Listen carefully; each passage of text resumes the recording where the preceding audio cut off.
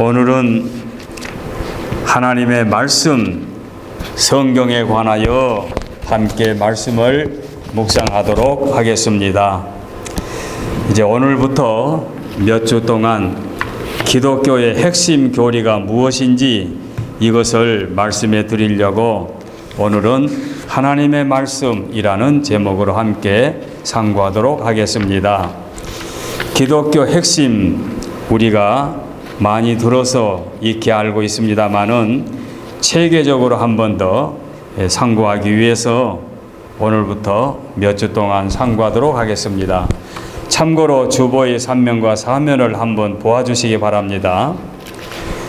크게 1로 7까지 나누어진 그 내용 중에서 우리 기독교가 이것만 이해하게 되면 이단이나 또는 잘못된 사람들에게 유혹당하지 않고 바른 신앙을 할 수가 있게 될 줄 알아서 이번에 이렇게 귀한 말씀을 상고하게 된 것입니다. 오늘 말씀이 하나님의 말씀 1이라고 하는 그 내용이지요. 성경에 관한 말씀입니다. 이제 그리고 그 두 번째가 신론, 하나님에 관하여, 그 다음에 하나님께서 만물을 창조하시되 그 만물 중에 인간을 창조하시지 않았습니까? 당신의 형상 따라. 그래서 하나님의 창조물 중에 인간론, 그 인간이 범죄했기 때문에 인재론이라고 했는데 인간론 또는 인재론, 사람에 관하여. 그리고 이제 인간이 범죄했기 때문에 죄값으로 멸망을 받게 되었는데 그 인간을 구원하시기 위해서 하나님께서 그리스도, 즉 독생자를 이 땅에 보내주셨지요. 그래서 크게 세 번째로, 서론부터 네 번째입니다마는 본론에 들어가서 세 번째로 기독론, 예수님, 성자 예수님에 관하여 말씀을 상고하고, 그 다음에 이제 예수님이 인간을 죄에서 구원해 주셨으니 구원에 관하여, 그래서 구원론, 그리고 구원받은 백성들이 이 땅에서 사는 날 동안 함께 지상에서 믿음의 생활을 하게 되는데 그게 곧 교회라. 그래서 교회론. 그래서 경우에 따라서는 구원론과 교회론이 한 시간에 상고하게 될는지도 모르겠습니다. 구원론, 교회론. 그리고 이제 교회론, 이 땅에서 저와 여러분이 현재 이 교회론 삶을 살고 있습니다. 그리고 우리가 이제 세상을 떠나게 되면 개인적인 종말은 개인이 세상을 떠날 때 개인적인 종말이고, 이제 세상적인 종말은 최후에 또 종말이 있지요. 그래서 종말론, 내세론, 최후 심판, 이렇게 여기까지 체계적으로 공부하게 되면 기독교의 골격을 흔들림이 없이 간략하게, 우리는 무슨 팔만대장경 같은 어마어마한 경전을 갖고 있는 그런 것을 자랑하는 것이 아니라 이 간단하면서도 명료한 이 말씀 속에 인간이 죄에서 구원받은 구원의 교리, 그래서 영생 복락까지 보장받는 이 기독교 놀라운 교리가 이 안에다 들어있기 때문에 이 말씀을 함께 상고하게 되는 것입니다. 다시 이제 본문으로 돌아와서 하나님의 말씀, 즉 이렇게 조직적으로 신학적인 말씀으로 말하면 서론에 해당되는 말씀이 오늘 말씀이 되겠습니다. 하나님의 말씀, 성경. 자, 하나님의 말씀, 성경 하게 되면 아는 부분도 많고 또 어떠한 시각에 초점을 맞추냐에 따라서 말이 달라질 수 있는데, 그러나 내용은 같습니다. 성경은 하나님의 말씀을 기록한 책이다. 여러분, 거긴 이해가 되지 않습니까? 하나님의 말씀을 기록한 책이 성경이다. 어원으로 말하면 헬라어에 비블리아라는 말이 있는데 그 말은 거룩한 책들이라는 말로 바꾸어 우리가 설명할 수 있습니다. 거룩한 책들을 헬라 말로 비블리아, 여러분이 사용하는 영어로 더 바이블이라고 하든지 홀리 바이블 하든지, 하여간 바이블이라는 말이 비블리아에서 나온 거룩한 책들이라는 말이죠. 그런데 하나님의 말씀을 성경이라고 표현하는 것이 언제쯤이냐? 주후 500년경에 주님이 승천하시고 약 500년 후에 성경이라고 하는 단어를 이 하나님의 말씀에 붙여 사용하게 된 것입니다.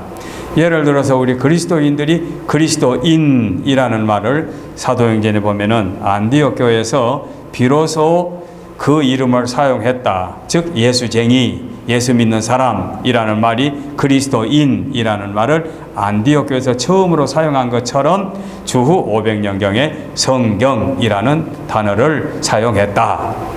그런데 성경은 뭐 여러분이 아시는 대로 예수님이 오시기 전 1500년 전부터 창세기 기록된 말씀이 1500년 전부터 예수님이 오신 후 주후 100년까지 약 1600년간의 36명 정도의 저자들이 기록한 책이다.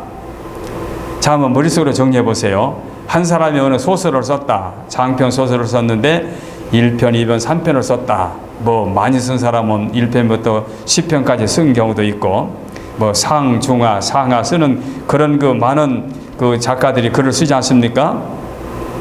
근데 그 한 사람의 작가가 글을 썼다면 그냥 몇 년, 많이 걸리면 몇십 년 그렇게 써서 걸리는 책을 기록하겠지요.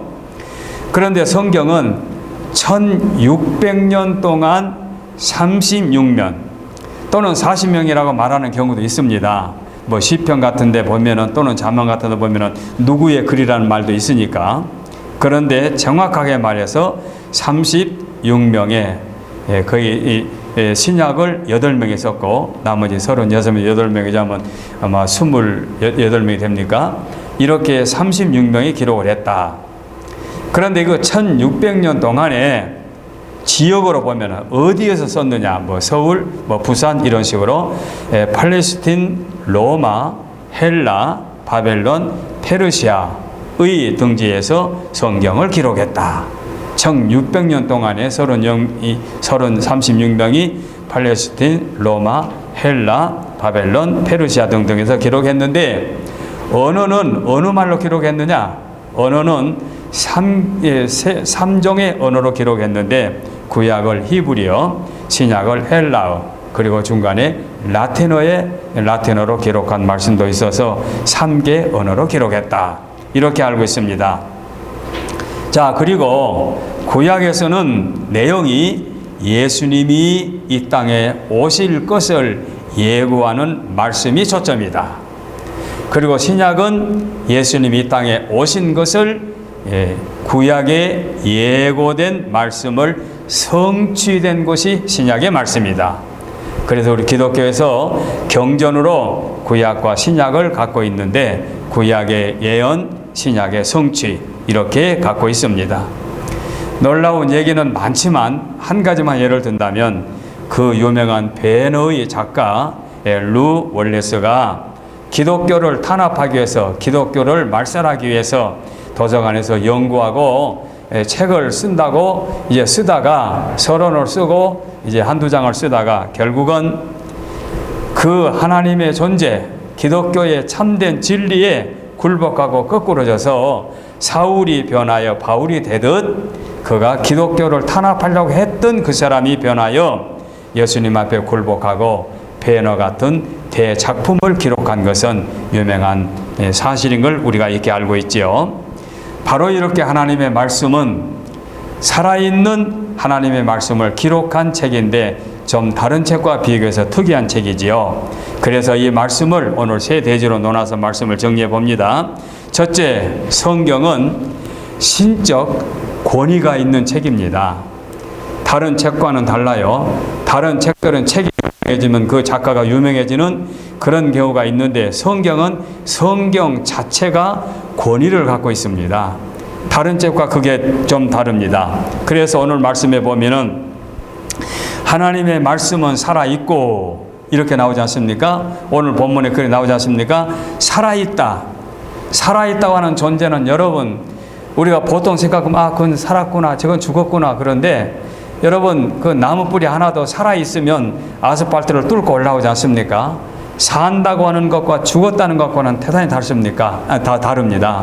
제가 늘 말씀드리죠. 제가 전도사 이제 신학과를 카츠라고 전도사 시절에 동목회로 이제 그 기지촌 전방으로 가서 이제 목회를 하는데 산골에 사는, 그야말로 화전민 같은 산골에서 사는 아이들이 초등학교를 가려고 이제 나오는데, 이제 아침을 먹고 이렇게 내려다 개울을 지나가는데, 그 전날 우리 군인들이 개울을 소지하다가 그 도시락만은 그 폭탄 하나를 주워가지고 이제 그 길 위에다 얹어놓고 이제 부대로 돌아갈 때 가지고 가려고 얹어놓고 작업을 하고는 이제 일 마치고 부대로 갈 때 그걸 잃어버린 거예요. 그것을 그 초등학교 아이들이 학교를 가다가 발견해서, 야, 이거 이상하다, 무슨 쇠뭉치가 하나 있는데 이상하다 하고는, 그 아이들이 한 아이가 이렇게 쇠뭉치를 돌 위에다가 딱 얹고, 한 녀석은 옆에서 이렇게 구부리고 내려다보고 있고, 반대 옆에서는 아이가 돌멩이를 들고 이걸 친 거예요. 이렇게 돌로 친 거예요. 그냥 한 녀석은 내려다보고 한 녀석은 잡고 있고 한 녀석은 돌로 치는데, 폭탄을 그렇게 했으니 뭐가 되겠습니까? 확 터져가지고 세 아이가 다 다쳤는데, 하나는 얼굴이 완전히 날아가 버리고 두 아이 중에 하나는 중상, 하나는 경상, 이래 된 거예요. 그 말을 듣고 동두천에서 헬리콥터로 미군 부대에서 이제 구조 이제 대원이 와가지고 보니까, 그 아이를 만져보니까 한 아이는 완전히 죽고 두 아이는 살아있는 거예요. 그러니까 한 아이는 완전히 그 뭡니까, 미군들이 입는 그 비옷 있지 않습니까? 갑옷, 그 큰 그런데 네모진 거 거기다 싸서 묶어놓고 두 아이 데려오는 병원으로 데려간 거예요. 그리고 우리는 이제 올라가서 보면, 우리 주일학 학생이니까 가서 보면 한 아이가 죽어 있는 거예요. 피는 흘려 있고. 그래서 그 아이를 장례를 치렀는데, 그때에 갓 전도사로 동목회를 하면서 살아있는 아이 둘과 죽어있는 아이 하나를 놓고 볼 때에 삶과 죽음의 그 비장함을 뼈저리게 느껴본 일이 있습니다. 물론 저는 그보다 더 어렸어도 우리 가족들 때문에 죽음에 대해서 많은 공포를 갖고 살아왔는데, 삶과 죽음은 그와 같이 엄연히 차이가 다른 것을 이 땅에서는 발견할 수가 있다는 얘기죠. 그래서 하나님의 말씀이 살아있다, 이 살아있다라고 하는 것은 보통 우리가 그냥 성경이니까 그렇게 말하는 것보다 그 정도가 아니라 생명력 있는 말씀이다. 그래서 아까 우리가 권지사랑 불렀던 찬송 중에서 주의 말씀을 듣고 순종하면 곧센 터 위에 반석 위에 집을 지은 것 같이 지혜로운 집이고 흔들림이 없다. 그런데 말씀을 듣고 순종하지 않으면 모래 위에 집을 지은 것 마찬가지니 비가 오고 창수가 나면 집이 무너질 수밖에 없다. 이렇게 찬송이 분명히 말하고 있지 않습니까? 그래서 하나님의 말씀이 살아있다. 이 말씀은 우리 마음속에 깊이 간직해서 주께서 우리에게 주신 말씀이 살아있다는 이 놀라운 사실을 우리가 잊어서는 안 될 줄로 압니다.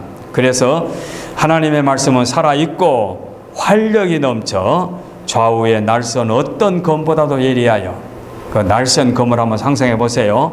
혼, 영, 그리고 관절과 골수를 찔러 쪼개기까지 하며 마음의 생각과 뜻을 관철한다, 판단한다. 마음과 뜻을 판단한다. 그리고 구약에도 보면 이사야 선지자가 말씀했지요. 너희는 여호와의 책을 자세히 읽어보라. 여호와의 책이 하나님의 말씀이죠. 너희는 여호와의 책을 자세히 읽어보라. 이것들이 하나도 빠진 것이 없고 하나도 그 짝이 없는 것이 없으리니 이는 여호와의 입이 이를 명하셨고 그의 신이 이것들을 모으셨다. 여호와의 입이 이를 명하셨다. 그러니 이 말씀은 완벽하다 이거지요. 살아있던 말씀이지요. 그래서 살아있는 증거를 성경은 우리에게 보여주고 있는데, 자, 그러면 살아있다고 말씀을 했으니 쉽게 좀 몇 가지만 설명해 드리겠습니다. 구약에 있는 말씀들을 보게 되면 하나님이 직접으로 모세와 대화하는 부분이 많이 나오지 않습니까? 민수기 12장 같은 데 보면 하나님께서는 모세에게 대면하여 분명하게 말씀을 합니다. 민수기뿐만 아니라 그 과정에서 보게 되면 하나님께서 음성으로 말씀하시고 불꽃 가운데 말씀하시고 나타나지 않습니까? 그런가 하면 예수님께서 40일 동안 광야에서 시험을 받으실 때 감히 악한 사탄, 귀신이 와서 주님을 괴롭힙니다. 그때에 주님이 그 귀신과 싸워 이길 때 방편이 무엇이었습니까? 나는 하나님의 아들이다. 감히 네 앞에 접근하지 말라. 그랬습니까? 그게 아니고 기록되었으되 이 말이 뭔가요? 하나님의 말씀에 의지하면 사람이 떡으로만 살 것이 아니라 하나님의 입으로 나오는 말씀으로 산다. 이게 하나님의 말씀. 두 번째도 성전 꼭대기로 올려놓고 뛰어내리라. 사탄도 감히 또 그렇게 말하죠. 기록되었으되 하나님께서 천사를 내려보내서 네가 땅에 떨어지기 직전에 너를 붙잡을 것 아니냐. 그때의 하나님 말씀을 악용한 거예요. 기록되었으되 사탄이 엿다우로 악용을 하는 거예요. 엿다우로 하면 용서하세요. 하여간 사탄이가 감히 하나님 말씀을 인용하니까 내가 그렇게 말했습니다. 그런데 주님이 또 말씀하시죠. 기록되었으되 하나님을 시험하지 말라. 네가 뭔데 하나님을 시험하느냐. 하나님이 그렇게 하든 말든 너와 상관이 없어. 하나님이 하시는 일은 너와는 아무 상관이 없어. 귀신에게 사탄에게 그렇게 말하면 기록되었으되. 세 번째도 높은 산에 올라가가지고 천하만국을 보이면서 내게 한 번만 절해봐. 그럼 내가 이 땅의 모든 영광을 너에게 다 줄게. 그때도 주님이 기록되었으되 사탄아 물러가라. 기록되었으되. 이게 하나님의 말씀에 살아있는 증거지요. 하나님의 권위지요. 그래서 하나님께서는 우리에게 말씀을 주셨는데 그 말씀이 권위가 있다 이 말씀이에요. 살아있다는 얘기예요. 살아있다는 말씀은 이렇게 권위가 있습니다. 세상의 권세도 대단하지 않습니까? 대통령 보세요. 청와대 앉아서 한마디만 하면은 밑에 사람 다 움직이지 않습니까? 제 어느 후배 목사님은 그 재개발이 돼가지고 예배당에 홀리게 됐어요. 그냥 아파트가 다 들어서게 되는데 아파트 업자들이야 좋은 데는 아파트 다 짓고 예배당 이제 그 전에 있었던 예배당을 쫙 구석지에다가 주는 것이 보통 설리 아니에요. 한쪽 구석지 아파트가 들어가지 못할 만한 곳에. 근데 목사님이 너무 불리하니까 머리를 쓴 거예요. 모 대통령 이름은 내지 않겠습니다. 한 번은 몰래 청와대 와서 얼씬얼씬 하다가 경비가 쫙 벗어나게 확 떠가지고는 청와대를 막 다른 데로 뛰어간 거예요. 그 경비들이 얼마나 놀랐겠습니까? 갑자기 한 사람이 뛰어 들어가니까 그러니까 발칵 뒤집힌 거예요. 발칵 뒤집히니까 높으신 양반이 그걸 들으신 거예요. 도대체 누가 무엇 때문에 뛰어왔느냐 한번 데리고 와봐라. 보니까 야당원도 아니고 정치권도 아니고 무슨 사업가도 아니고 누가 온 거예요. 왔는데 목사님이 눈물을 흘리면서 목사님 제가 이런 일을 당하고 있습니다. 그 목사님이 이제 그 대통령님께 말하기를 가만히 들어보니까 그 양반 말이 또 일리가 있거든요. 업자는 있겠지만 그러니까 이 목사님이 너무 억울하지 않게 해결해 줘라 하고 한마디 하니까 해결된 거예요. 그래서 예배당 잘 지었어요. 한 번은 제가 한국에 나가가지고 그 노회에 함께 참석해가지고 또 그때 또 진경 노회장 중에 저를 설교 한번 시켜서 제가 강단에 쓴 일이 있습니다만은 높으신 양반이 한마디만 말하니까 그 억울함이 해결되더라고요.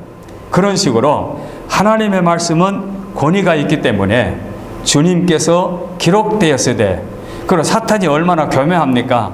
여러분 귀신을 사람에 대항해서 싸울 수 있습니까? 저와 여러분들이 철석같이 약속을 했고 야 우리가 내일 모레 어디 가자 우리끼리만 알고 가자 우리가 약속해 놓고 갔는데 전혀 모르는 사람이 미리 알고 와서 앉아있으면은 참 좀 저놈들 귀신같이 알았네 그럴 거 아니에요? 귀신같이 그건 아무도 뭐 어떻게 알았을까? 누군가 알려줬겠지. 그러면서도 귀신 같은 놈이네 이렇게 말하지 않습니까? 사람이 이겨낼 수 없는 존재가 신이고 신 중에 또 나쁜 악신이 그런 귀신이죠. 그런데 주님이 그런 악신 추악한 사탄을 물리칠 때 하나님의 말씀으로 물리친 것을 우리는 성경에서 볼 수가 있습니다. 바울 사도도 이제 또 요 다음 두 번째 대제 나오겠습니다마는 디모데후서 3장 16절에 하나님의 말씀은 성경은 하나님의 감동으로 기록되었다. 감동으로 기록되었다. 그러니 하나님의 말씀은 살아있는 권위 있는 말씀이다. 베드로 사도도 말했죠. 오직 성령의 감동을 입은 사람들이 하나님께 받아 말씀하신 것이다. 베드로 사도 성령의 감동을 입은 사람들이 성령의 감동을 입은 사람들이 하나님께 받아 말한 것이 성경이다. 그리고 마태복음 마지막 절에 천지는 없어지겠으나 내 말은 없어지지 않는다고 주님 말씀했지요. 요한 사도도 요한계시록 21 마지막 장에 이 예언의 말씀을 더하거나 또는 덜하는 자는 저주를 받는다고 말씀하고 있습니다. 이 모든 말씀들을 우리가 종합해 보면 하나님의 말씀은 살아있고 이 말씀은 권위가 있는 말씀이다. 이런 것을 알 수 있습니다.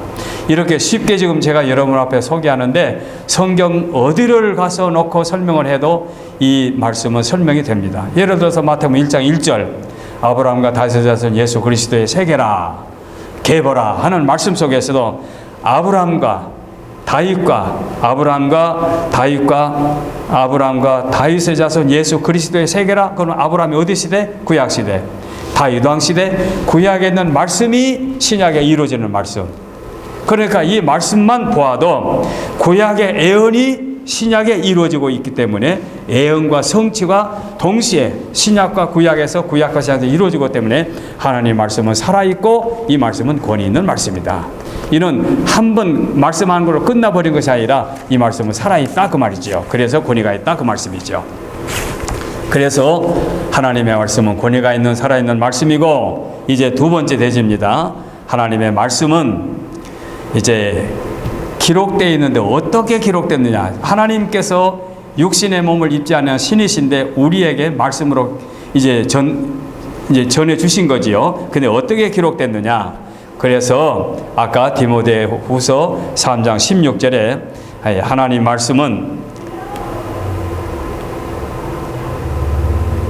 말씀은 모든 성경은 하나님의 감동으로 기록되었다. 하나님의 감동으로. 그래서 하나님의 감동으로 기록된 말씀이기 때문에 교훈, 책망, 바르게 함과 의로 교육하기에 유익하다. 디모데후서 3장 16절. 하나님의 감동. 그래서 하나님의 감동을 입은 자들이 기록된 말씀이 성경이기 때문에 그 감동이란 말을 신학적으로 우리는 하나님의 계시를 받아서 기록했다. 이렇게 말씀을 합니다. 자, 계시, 요한 계시록 하는 것은 요한에게 계시로 보여준 말씀이 요한 계시록이다. 요한 그 마지막 장 종말론. 그러면 계시라는 말은 뭐냐? 계시라는 말은 여기 이제 강대상이 있지 않습니까? 근데 이 강대상을 이제 아마 이 포장으로 이렇게 덮어놨다 한번 가정해 보세요. 천으로 덮어놓으면은 이 모양이 이제 안 보이겠지요. 근데 이것을 포장은 이렇게 벗겨냈다. 그러면 이 실체가 보이는 거지요. 계시라는 것은 가려놓은 것을 벗겨놓은 것이 계시다. 이렇게 여러분 아시면 되겠습니다. 계시라는 뜻이 그렇습니다. 그래서 구약에서 선지자들을 통해서 하나님이 계시하셨고 신약에서 사도들을 통해서 계시한 것이 신약의 말씀이다. 그러니까 저자들에게 하나님께서 감동으로 계시해 주셔서 기록하게 한 것이 이 말씀이다. 이 말씀을 우리가 묵상할 때마다 느끼는 것이 있습니다. 저희 집사람도 지금 성경을 3번째 지금 필사를 하고 있는데, 그리고 하루에 지금 요한계시록을 하루에 한 번씩 통독을 하면서 열심히 읽고 있더라고요. 저는 그렇게 못 읽어요. 그래도 저도 지금 많이 읽은 편인데, 이 말씀을 읽을 때마다 이 저자들이 이 말씀을 기록할 때, 특별히 원본에서 사본을 기록할 때는 그 글자 하나하나를 이렇게 짚어가면서 기록했는데 참 대단한 말씀을 기록했다는 것을 그때마다 느껴요. 하나님의 말씀이 하나님께서 감동하여 기록하게 하니 말씀이 이렇게 계시로 이렇게 기록해 놓았는데, 계시를 두 가지로 표현합니다. 일반 계시와 특별 계시. 이런 말씀은 대단히 상식적이면서도 중요하기 때문에 기억해 두시기 바랍니다. 하나님 말씀을 계시로 기록했다는 말씀을 했는데, 계시는 두 가지 종류가 있다. 일반 계시와 특별 계시. 그러면 일반 계시는 뭐냐? 일반 계시는 자연 만물이 다 하나님의 일반 계시입니다. 그래서 저 산에 가가지고 풀 한 포기를 보면서도 참 살아있기 때문에 네가 이렇게 큰 나무 밑에서 자라고 있구나. 참 생명력이 대단하다. 하나님의 창조가 놀랍다. 그것이 일반 계시로 통해서 깨닫는 거예요. 제가 한국 가서 이거 청각에 대해서 귀에 대해서 조금 교육을 받았는데, 그 교육을 받다 보니까요, 전문가가 어떻게 설명하니, 여러분 귀 속에 이 소리, 음이 옥타브가 한 옥타브가 아니라 3개, 4개, 5개 옥타브가 들어있다. 저음부터 고음까지. 그래서 도레미파 솔라시 도가 이렇게 몇 옥타브가 들어있다. 그래가지고 달팽이처럼 이렇게 들어가지고 달팽이의 제일로 작은 부분이 높은 소리, 달팽이 입구가 큰 것이 저음해가지고 이게 구시를 하게 되면은 높은 소리는 높은 자리 속에서 받아주고 낮은 소리는 낮은 데서 잡아주기 때문에 여러분들이 큰 소리, 작은 소리, 노래소리, 욕하는 소리, 저주하는 소리, 칭찬하는 소리를 다 구별할 수가 있다. 이런 걸 들을 때 하나님께서 이 적은 귀 속에 보이지 않는 귀 속에다가 그 소리 옥타브를 한 옥타브도 많은 사람은 저음부터 고음까지 얼마나 많은 옥타브가 되겠습니까? 그 소리 다 들어있다, 저장되어 있다. 눈도 마찬가지 아닙니까? 이 렌즈를 통해서 우리의 망막에 이 빛이 들어가가지고 사물을 분별하는 거, 색깔을 분별하는 거, 맛도 마찬가지죠. 이런 모든 하나님의 창조의 신비를 우리가 깨닫게 되면은 놀라운 하나님의 창조의 신비를 발견하게 된다. 이런 것들이 다 자연계시라 그 말이죠. 그러니 자연계시는 우리가 내 양심이 너무 괴로워가지고 양심을 고백했다. 이게 하나님의 자연계시인 거예요. 그래서 모든 현상 또는 인류 역사에 악을 행하게 되면 보응을 받고 선을 하게 되면 칭찬을 받고 하는 모든 것이 하나님의 일반 계시를 통한 하나님의 섭니다. 그런데 특별 계시는 그럼 뭐냐? 특별 계시는 글자 그대로 특별 계시입니다. 초자연적인 현상이다. 특별 계시입니다. 예를 들어서 구약의 선지자들이 하나님께서 특별히 나타났다. 모세에게 음성으로 나타났다. 구름 가운데 나타났다. 하나님께서 만나를 주셨다. 메추라를 보내주셨다. 이건 하나님이 특별히 초자연적으로 역사하시는 모든 것은 특별한 계시다. 아브라함과 사라에게 아들을 주었다. 특별 계시지요. 이런 식으로 구름 가운데 불 가운데 나타나서 역사하신 특별한 모습, 선지자들을 통해서 기적, 엘리야나 엘리사나 또는 다니엘 또는 다니엘의 친구들을 통해서 역사하는 그런 모든 역사가 다 특별 계신 거지요. 그리고 핵심적인 것이 예수님의 동정녀 탄생, 그리고 이 땅에 오셔서 예수님의 초자연적인 능력 행하심, 무리로 걸으신, 죽은 자를 살리신, 또는 문둥병자를 고쳐주신, 앉은 를 일으키신, 이 모든 예수님의 행하신 모든 초자연적인 행하신 모든 것은 다 초자연적인 그런 계시다. 그리고 예수님의 부활하신, 예수님의 승천하신 이 모든 것이 특별 계시다. 그래서 이 일반 계시와 특별 계시에 나타나는 모든 하나님의 모든 현상을 하나님의 사람 선지자들과 사도들에게 감동시켜서 기록하게 한 책이 성경이다. 이렇게 성경에 기록된 것은 특이한 이런 말씀을 기록해 가지고 우리에게 주셨으니 1500년이 걸렸고 36명이 쓴 기록인 내용이지만은 이렇게 일목요연하게 통일된 말씀으로 우리에게 보여주고 있지요. 참으로 놀라운 말씀이 아니지 않습니까? 자, 이렇게 해서 이제 두 번째 대지까지 끝났습니다. 이제 세 번째 대지로 넘어가겠습니다. 세 번째 대지는 목적입니다. 그러면 성경을 기록한 목적이 뭐냐? 무엇 때문에 기록했느냐? 목적이 있지 않습니까? 국회의원에 출마한 사람들 국회의원에 출마하려면 자기들은 무슨 저서를 쓰잖아요. 나 국회의원에 보내주세요. 이런 식으로 다 목적이 있어서 기록한 겁니다. 그래서 목적이 있는데 성경은 무슨 목적이 있느냐? 기록 목적이 요한복음 20장 21절에 답이 나와 있습니다. 요한복음 20장 21절, 제가 요한복음을 강의할 때도 누누이 처음부터 끝까지 계속해서 강조했는데 또 제가 읽어드리겠습니다.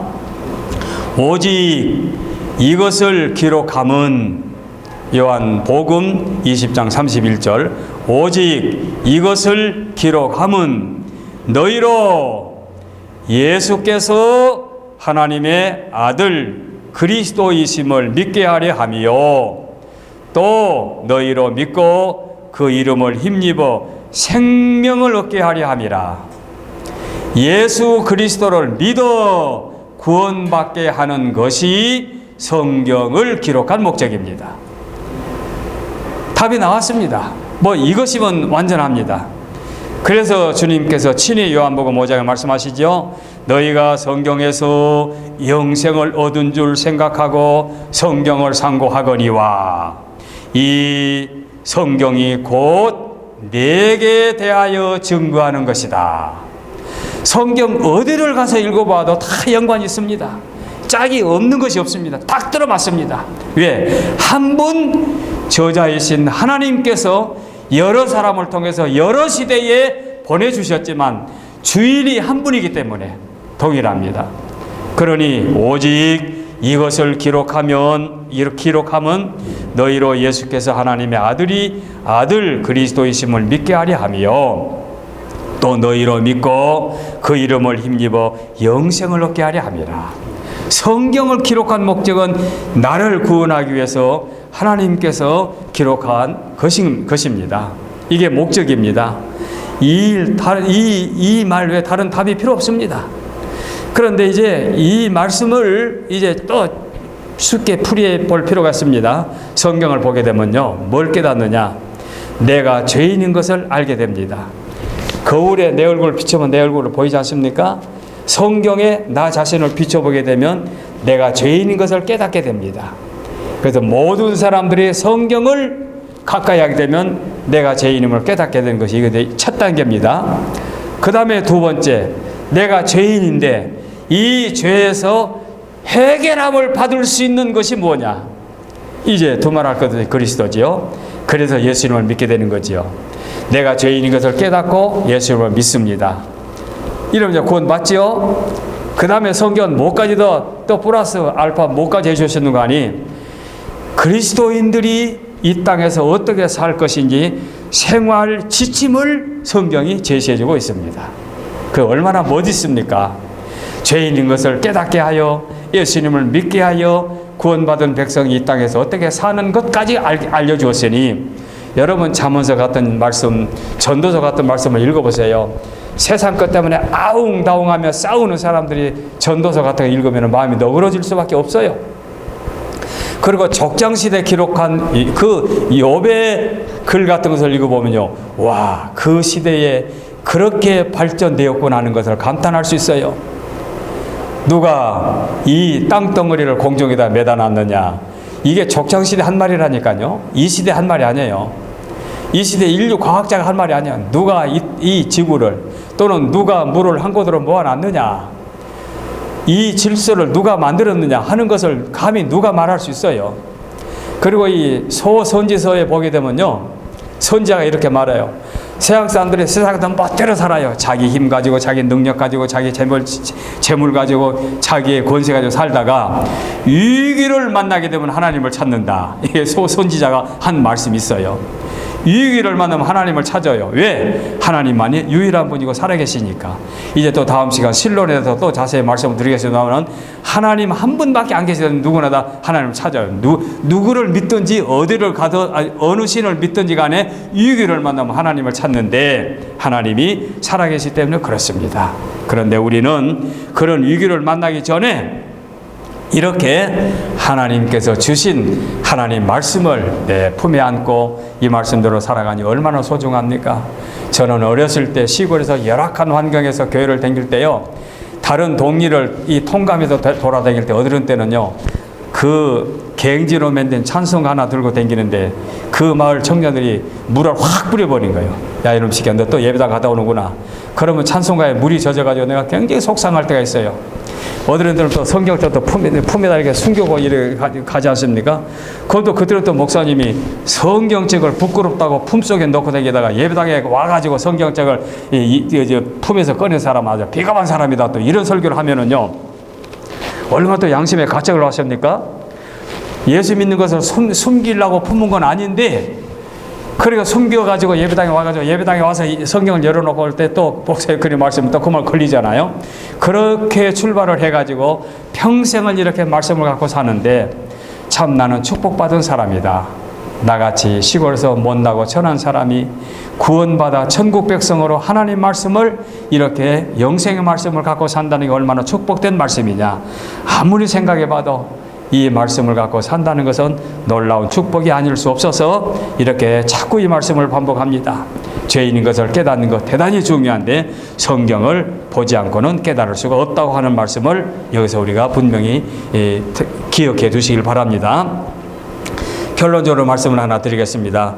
시편 19편 7, 8편 말씀을 오늘 듣고 말 것이 아니라 여러분이 벽에다가도 꼭 기록해 두시기 바랍니다. 시편 19편 7, 8편 말씀인데, 자, 성경의 독특한 목적과 그 목적을 위한 완전성, 확실성, 정직성 그리고 순결성을 그 두 절 말씀에 잘 묘사되어 있습니다. 한번 번거로워 한번 여러분 찾으시기 바랍니다. 시편 19편 7, 8절 제가 읽겠습니다. 여호와의 율법은 완전하여, 여호와의 율법은 성경이죠. 여호와의 율법은 완전하여 뭐라고 그랬습니까? 영혼을 소생시키고 저와 여러분의 속사람을 살려주고, 여호와의 증거는 확실하여, 여호와의 증거는 그냥 사기꾼이 하는 말이 아니라 확실하여 우둔한 자로 지혜롭게 하며, 어리석은 자로 지혜롭게 한다. 여러분, 내 자녀가 지혜로운 자녀면 얼마나 부모님은 보람 있습니까?